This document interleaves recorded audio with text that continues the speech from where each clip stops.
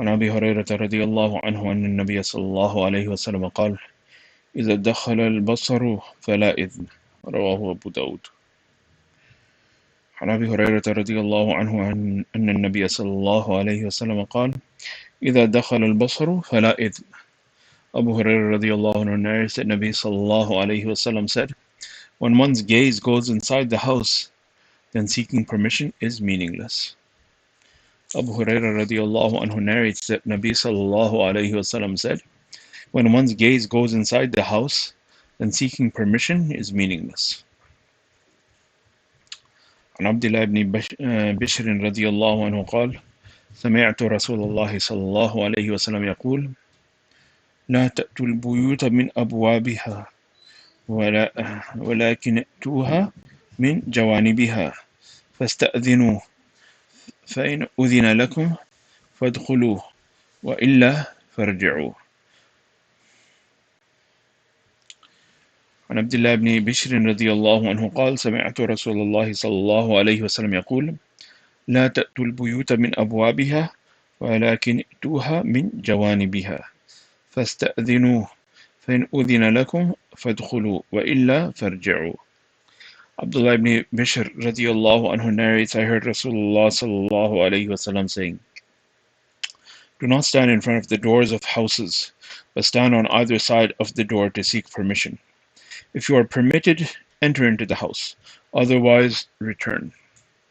Abdullah ibn Bishr radiallahu anhu narrates, I heard Rasulullah sallallahu alayhi wasallam saying, do not stand in front of the doors of houses, but stand on either side of the door to seek permission. If you are permitted, enter into the house.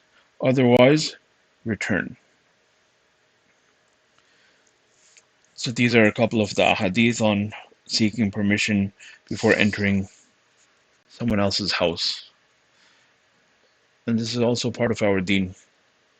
Yesterday there was one of my colleagues, one of my classmates, who was asking about one hadith where Rasulullah sallallahu alaihi wasallam mentions how we should be going to the toilet, or the fact that we should not be facing the toilet, our back should not, we should not be facing the qibla when we go to the toilet, and our back should not be in the direction of the qibla when we go to the toilet. So, all little things like this, Rasulullah sallallahu alaihi wasallam in our deen tells us. So also with matters like going to someone's house, seeking permission, that a person shouldn't just barge into the house. There might be something going on that the people in the house do not want someone to see. And that's fine. So the same way, this also goes into like walking into someone's room. Seek permission, knock on the door.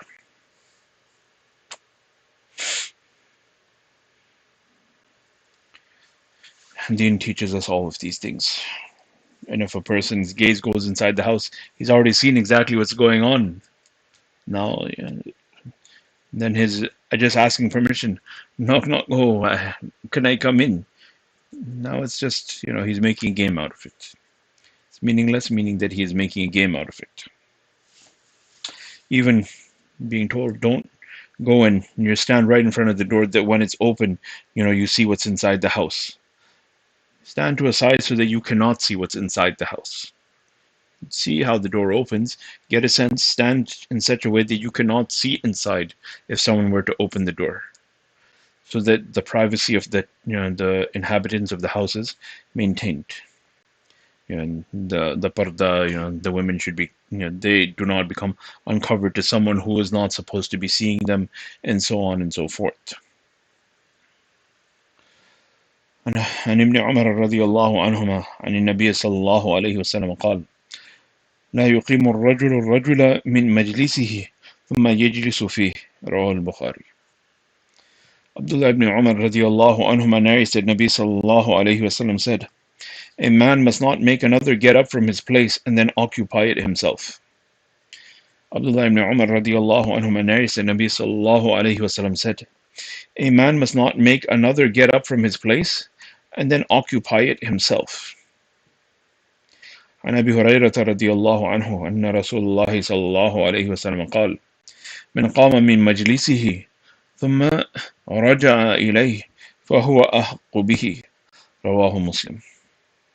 عن أبي هريرة رضي الله عنه أن رسول الله صلى الله عليه وسلم قال من قام من مجلسه ثم رجع إليه فهو أحق به. Abu Hurairah radiallahu anhu narrates that Rasulullah sallallahu alayhi wasallam said, Ji.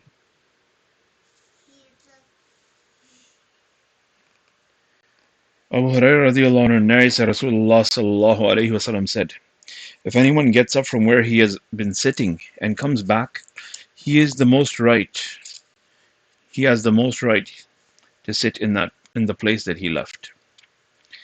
Abu Hurairah radiallahu anhu narrates that Rasulullah sallallahu alayhi wasallam said, if anyone gets up from where he has been sitting and comes back, he has the most right to sit in the place he left. So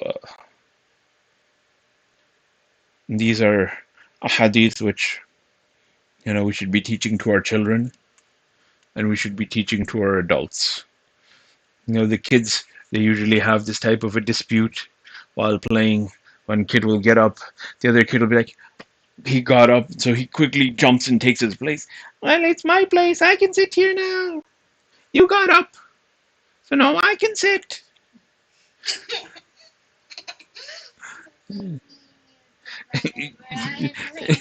Exactly. It's like you and Yusuf. So this is something they should learn, that when someone gets up from his place, that no one should be made to get up. Yusuf, bhai, get up! And then when Yusuf gets up, then she plops herself down in his place. It's not right. Gee. When Yusuf was looking at you and Yusuf was looking at Aisha Khadija baad mein. So this is something that our kids should understand. But the adults also need to understand that this is applicable to us too. This is also applicable to us, the adults, that we should not make someone get up from their place and then say, okay, go get that, and then we plop ourselves down in their place also. If they see us doing that, then they'll also learn that this is what we're supposed to be doing. This is how the world runs. And rather, we should be showing them how what deen demands from us. If someone was sitting in a place, let him occupy that place. And if someone gets up from that and then he comes back to his place, he had to go for some need or whatever, he had to go to the toilet or whatnot, then let him maintain his place. Even in these matters, Deen teaches us how we should be conducting ourselves.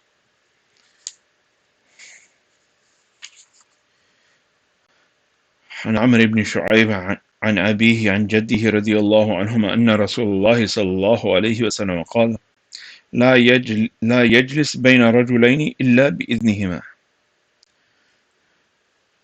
عن عمرو بن شعيب عن أبيه عن جده رضي الله عنهما أن رسول الله صلى الله عليه وسلم قال لا يجلس بين رجلين إلا بإذنهما. Abdullah ibn Amr ibn al-As radiallahu anhuma narrates that Rasulullah sallallahu alayhi wasallam said, one must not sit between two persons without their permission.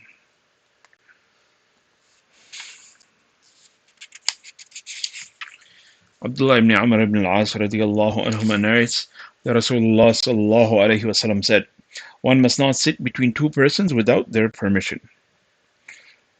So again, part of our things, what our deen teaches us. Sometimes, we'll have a kid, he wants to be next to his friend, so his, two other friends are sitting, and then he will just plop himself right in the middle, and they'll be like, yeah, there was a conversation going on here. They'll just look at him, they'll look at each other weird, like, what is this guy doing? So this is actually one of the teachings of our deen, that if two people are sitting, no one should force himself in between, and that if he wants to sit there, then take their permission. Is it okay if I sit? So even these akhlaq, even these manners, our deen teaches us. May Allah give us the tawfiq to bring every aspect of our deen into our lives. The ibadat, the characters, the morals, the sincerity, the priorities, every aspect of it. Allah give us all tawfiq. Subhanallah wa bihamdi, subhanakallah wa bihamdik. أشهد أن لا إله إلا أنت نستغفرك ونتوب إليك. سبحان ربك رب العزة عما يصفون. وسلام على المرسلين.